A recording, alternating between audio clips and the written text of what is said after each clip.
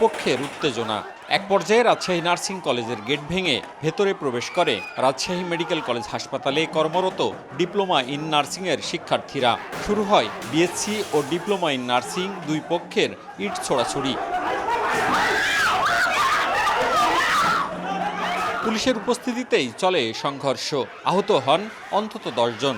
মারধরের পাশাপাশি হেনস্থার শিকার হন নারী শিক্ষার্থীরাও। এই গেট ভেঙে, হোস্টেলের গেট ভেঙে আমাদেরকে এখানে মেরেছে, ওইখানে মেরেছে।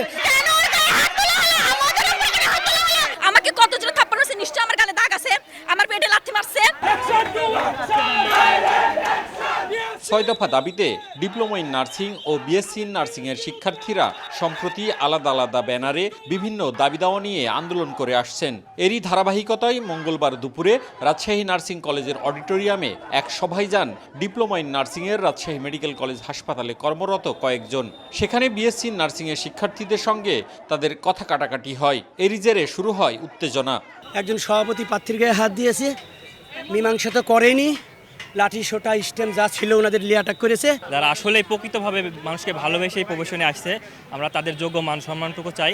উত্তেজনা নিরসনে ঘটনাস্থল পরিদর্শন করেন রাজশাহী মেডিকেল কলেজ হাসপাতালের ঊর্ধ্বতনরা।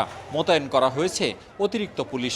যারা এখান থেকে পূর্বে স্টুডেন্ট ছিল তারা মনে একটা কোনো একটা প্রোগ্রাম উইদাউট পারমিশন করছিল, যার কারণে যারা কারেন্ট স্টুডেন্ট তাদের সাথে একটা বাকবিতণ্ডা, একটা মারামারি হয়েছে। এখন আমরা পুলিশরা বিষয়টা দেখার চেষ্টা করতেছি। আহত শিক্ষার্থীরা রাজশাহী মেডিকেল কলেজ হাসপাতালে চিকিৎসা নিয়েছেন।